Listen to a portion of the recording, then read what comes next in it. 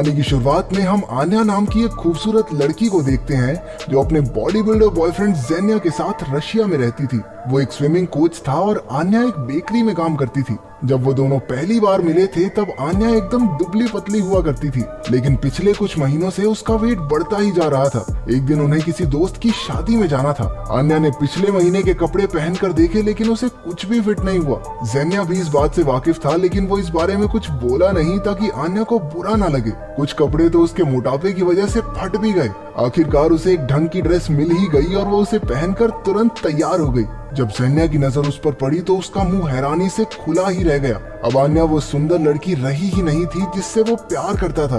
वो नहीं चाहता था कि शादी में उसके बॉडी बिल्डर दोस्त उसे मोटी आन्या के साथ देखें। वो बातें घुमाकर आन्या को कहने लगा कि जरूरी नहीं है चलना अगर तुम्हारा मन नहीं है तो। लेकिन वो अपने शरीर को लेकर खुद ही इतनी अनकंफर्टेबल थी कि शादी में जाने का उसका भी ज्यादा मन नहीं था। जेन्या के जाने के बाद आन्या ने कपड़े बदल कर अपना वेट चेक किया। वो पूरे 76 किलो की हो चुकी थी। उसे अपने मोटापे से शिकायत तो बहुत थी, लेकिन उस पर काम करने का मन नहीं करता था। अब भी उसने तेल में गर्मा गर्म पकौड़े तले और मजे से फोन चलाने लगी। फोन पर उसने जेन्या और कुछ दोस्तों की शादी की तस्वीरें देखी। उसने जूम करके देखा कि जेन्या के आसपास की सभी लड़कियां एकदम पतली और फिट थी। ये देखकर वो और दुखी हो गई। तभी उसके सामने एक वीडियो आई जिसमें एक लड़की जेन्या के गाल पर किस कर रही थी। ये देखकर वो झट से तैयार हुई और पार्टी के लिए निकल गई। जब आन्या शादी की पार्टी में पहुंची तो उसने देखा कि जेन्या उसी लड़की के साथ चिपक कर नाच रहा था। आन्या को ये देखकर बहुत जलन हुई और वो उन दोनों के बीच जाकर नाचने लगी। जेन्या भी उसे देखकर हैरान रह गया, लेकिन फिर भी उन्होंने डांस जारी रखा। आन्या को देखकर वो दूसरी लड़की मुंह फुलाकर वहां से निकल गई। कुछ देर बाद जब वो दोनों बैठकर खाना खा रहे थे तब आन्या ने पूछा कि वो उस लड़की के साथ डांस क्यों कर रहा था। बस इसी बात पर उन दोनों में बहस छिड़ गई और जेन्या ने चिढ़कर कह दिया कि वो उससे तंग आ चुका है और उसका ये मोटापे से भरा शरीर उसे पसंद भी नहीं है। जब देखो बस खाती रहती है और कुछ काम है तुझे। ये सुनकर आन्या की आंखों में आंसू भर गए, लेकिन इससे पहले कि वो कुछ कह पाती हमारा नया शादीशुदा जोड़ा वहां आ पहुंचा। आन्या की मुस्कान उसी वक्त गायब हो गई जब लड़की ने उससे पूछा कि वो प्रेग्नेंट है क्या। इसके बाद जेन्या उसे हमेशा के लिए अलविदा कहकर वहां से चला गया। अगले सीन में आन्या रोते हुए अपनी माँ के घर जा रही थी। उसे अब कोई परवाह नहीं थी कि आसपास देखने वाले क्या सोचेंगे। आन्या ने रोते हुए अपनी माँ को बताया कि उसके बॉयफ्रेंड ने उसके मोटापे की वजह से उससे ब्रेकअप कर लिया है। उधर मम्मी जी ने समझाते हुए कहा, बेटा तुम मोटी थोड़ी है, तेरी तो हड्डियां भारी हैं। इसे सुनकर तो आन्या और बुरा महसूस करने लगी। अगली सुबह उसकी दोस्त नताशा ने उसे अपने घर बुलाया। आन्या ने उसकी बालकनी में एक बेड फिट कर लिया और वहां बैठकर जेन्या की बुराई करने लगी। पता चला कि जेन्या पिछली रात उसका सारा सामान नताशा के यहाँ छोड़ गया था। जब तक वो नया घर नहीं ढूंढ लेती तब तक नताशा ने उसे अपने साथ ही रुकने को कहा। इसके बाद आन्या रो रो कर बस जेन्या की बुराई किए जा रही थी। नताशा और उसके पति ने उसे शांत करने की बहुत कोशिश की, लेकिन कोई फायदा नहीं हुआ। अगली सुबह नताशा ने उसे अपनी एक फ्रेंड की कहानी सुनाई जो बिल्कुल उसके जैसी हालत में थी। उसके बॉयफ्रेंड ने भी उससे ब्रेकअप कर लिया था क्योंकि वो मोटी हो गई थी। लेकिन आन्या की तरह रोने धोने की बजाय उस लड़की ने जिम जाना शुरू किया और 1 महीने में मॉडल जैसी पतली हो गई। उसके बॉयफ्रेंड को बाद में इतना पछतावा हुआ कि उस लड़की को वापस पाने के लिए उसने पूरा ऑफिस फूलों से भर दिया। अगली सुबह आन्या जिंदगी में पहली बार एक जिम में पहुंची। मशीनों का ढंग से इस्तेमाल करने में उसे थोड़ा टाइम लगा। कई बार तो वो ट्रेडमिल से ही नीचे गिर गई, लेकिन उसने अपनी सारी मेहनत पे पानी फेर लिया जब वो 1 घंटे बाद एक रेस्टोरेंट में बैठकर बर्गर पेलने लगी। नताशा उसी रेस्टोरेंट में काम करती थी और उसने आकर आन्या का खाना फेंक दिया। उसने गुस्सा होकर आन्या से कहा कि क्या वो 2 घंटे भी खुद पर कंट्रोल नहीं कर सकती। घर आकर आन्या ने अपने पूरे शरीर पर मॉइस्चराइजर लगाकर प्लास्टिक रैप से बांध लिया। उसे उम्मीद थी कि इन फालतू तरीकों से 1-2 किलो कम हो जाएंगे। रात को वो फ्रिज से कुछ चुरा कर खाने ही वाली थी कि नताशा ने उसे पकड़ लिया। अगली सुबह उसने फैसला किया कि अब से वो कुछ भी अनहेल्दी नहीं खाएगी। ये उसके लिए और भी मुश्किल था क्योंकि वो एक बेकरी में काम करती थी जहाँ चारों ओर खाना ही खाना था। एक केक बनाते वक्त उसने गलती से अपनी उंगली चाट ली और इसके बदले उसने उसी वक्त 10 स्क्वाट्स किए। दिन भर खाने की चीजें उसे अपनी ओर खींचती रही, बुलाती है मगर जाने का नहीं। और ऐसे ही आन्या ने पूरा दिन खुद को कंट्रोल किए रखा। शाम को वो कमरे में केक के साथ बिल्कुल अकेली थी। कुछ मिनट तक तो वो उसे घूरती ही रही और मन में उसे खाने का कोई ना कोई बहाना सोचने लगी। आखिरकार उसके सब्र का बांध टूट गया और वो एक ही बार में आधा केक खा गई। अब उसे एहसास हुआ कि शायद उसे ईटिंग डिसऑर्डर है वो ऐसे लोगों की मीटिंग में गई जो उसी की तरह हर वक्त कुछ न कुछ खाने की लत से परेशान थे।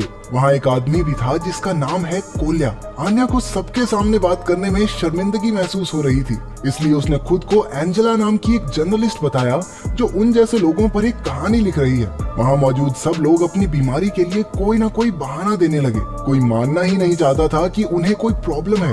ये देखकर कोल्या ने सबसे चिढ़कर कहा कि उन्हें सच्चाई को अपनाना ही होगा। उसने आन्या के झूठ के पार भी देख लिया था। वो जानता था कि आन्या भी झूठ बोल रही है। ये देखकर कि उसकी सच्चाई सबके सामने आने वाली है, आन्या एक फोन कॉल का बहाना करके बाहर चली गई, लेकिन कोल्या ने उसका पीछा किया। वो उसे एक रेस्टोरेंट में चलने को कहता है और फ्री के खाने को आन्या मना कर दे। हो ही नहीं सकता। कोल्या ने उसे आइडिया दिया कि उन्हें एक दूसरे का फिटनेस स्पॉन्सर बन जाना चाहिए। इसके मुताबिक उन्हें रोज इकट्ठे एक्सरसाइज करनी होगी, कुछ भी खाने से पहले एक दूसरे से पूछना होगा और एक दूसरे का सहारा बनना होगा। आन्या थोड़ी हिचकिचा रही थी, लेकिन फिर उसने सोचा कि ट्राई करने में क्या ही जाता है। अगले दिन से दोनों हर सुबह पार्क में दौड़ने लगे। जैसे जैसे वक्त बीता तो आन्या को एहसास हुआ कि कोल्या सच में एक अच्छा इंसान है। वो अपने मोटापे की वजह से खुद को बुरा महसूस नहीं करता था। उसके साथ रहकर आन्या भी खुद से प्यार करना सीख गई। दोनों एक दूसरे की परेशानियां समझते थे। जल्द ही आन्या का वजन कम होने लगा। जब भी वो उदास होती तो कोल्या के साथ गला फाड़ कर चिल्लाने के बाद वो शांत हो जाती। आन्या बस ये चाहती थी कि ज़ेन्या फिर से उसे पसंद करने लगे, और इस बात से कोल्या को बहुत जलन होती थी। 1.5 महीने में उसने लगभग 10 किलो वजन कम कर लिया था। अब उसने ज़ेन्या से मिलने का प्लान बनाया। वो स्विमिंग पूल पर पहुंची और गलती से उससे टकराने की एक्टिंग की। उसे देखते ही ज़ेन्या के होश उड़ गए। कुछ देर बाद वो दोनों पूल में पानी से खेलने लगे। सब सही चल रहा था, फिर वहाँ शादी के दिन वाली लड़की आ गई जो अब खुद को ज़ेन्या की गर्लफ्रेंड बता रही थी। आन्या का दिल एक बार फिर से चकनाचूर हो गया। वो रात भर शराब पीकर पार्टी करती रही। अगली सुबह उसकी आंख खुली तो वो कोल्या के बेड पर थी। उसके शरीर पर कपड़े नहीं थे। कोल्या ने उसे विश्वास दिलाया कि उसने आन्या को देखा तक नहीं। असल में पिछली रात आन्या शराब के नशे में एक अनजान आदमी के साथ जाने वाली थी जब कोल्या सही वक्त पर वहां पहुंच गया और आन्या को बचाने के चक्कर में मुंह पे मुक्का भी खा लिया। इसके बाद आन्या अपनी माँ के घर पहुंची। उसकी माँ ने कहा कि शायद वो अपने बचपन का दुख अब तक भूल नहीं पाई है। जब वो छोटी थी तो उसके पिता उन्हें अकेला छोड़ गए थे, इसलिए शायद अब ज़ेन्या के उसे छोड़कर जाने पर उसे इतना दुख हो रहा है। आन्या अगले ही दिन अपने पिता से मिलने पहुंची। क्योंकि रास्ता लंबा था तो वो कोल्या को अपने साथ ड्राइवर बनाकर ले गई। रास्ते में कोल्या ने उसके करीब आने की काफी कोशिश की, लेकिन आन्या पर कोई फर्क नहीं पड़ा। आखिरकार वो आन्या के पिता सर्गे से मिले। आन्या ने उससे पूछा कि वो उनसे दूर क्यों चले गए। सर्गे ने उसे याद दिलाया कि वो उसके जन्मदिन पर उससे मिलने आया था, लेकिन उसने खिड़की से ही उसे वापस भगा दिया था। रात को आन्या ने गलती से एक मोमबत्ती गिरा दी, जिससे पूरे लकड़ी के घर में आग लग गई। सर्गे उस पर जोर जोर से चिल्लाने लगता है। उसे आन्या की जान की कोई परवाह नहीं थी। ये देखकर आन्या ने उसी समय वहाँ से जाने का फैसला लिया। अपने घर के अंदर जाने से पहले आन्या ने कोल्या की नाक पर किस किया। कोल्या का तो जैसे दिन बन गया था। पैसे ना होने पर उसने अपनी घड़ी बेचकर आन्या के लिए फूल खरीदे। उधर ज़ेन्या अपने किए पर शर्मिंदा होकर आन्या से माफी मांगने पहुंचा। कुछ ही देर में दोनों में गुलुगुलु शुरू हो गई। जब बेचारा कोल्या फूल लेकर पहुंचा तो उसने आन्या को ज़ेन्या के साथ देख लिया।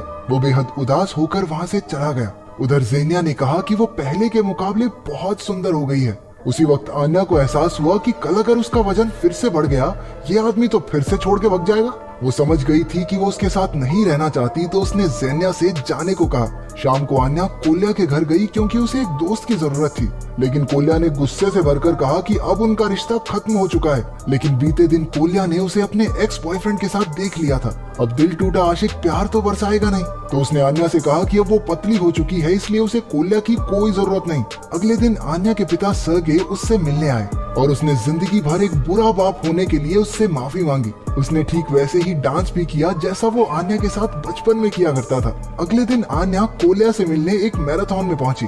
उसे कोल्ड ड्रिंक पीता देख उसने फटाफट बोतल छीन ली और उसका स्पॉन्सर होने के नाते अपना हक जताने लगी। उसने कहा कि कोल्या का वेट अब भी कम नहीं हुआ, इसलिए अब भी वो उसकी स्पॉन्सर है। दोनों मिलकर मैराथन में भागे और जी जान से पूरी भी की। आखिरकार कोल्या ने आगे बढ़कर आन्या को किस किया। अब आन्या को एहसास हो चुका था कि वो बाहर से कैसी दिखती है, इससे खुशी नहीं मिलती। खुशी तो कोल्या की तरह खुद से प्यार करने में है। वो फिट होने की कोशिश जरूर करता था, लेकिन कभी अपने मोटापे को लेकर शर्मिंदा नहीं हुआ। आखिरकार कोल्या ने भी अपने प्यार का इजहार करने की हिम्मत जुटा ली और वो दोनों खुशी खुशी साथ रहने लगे।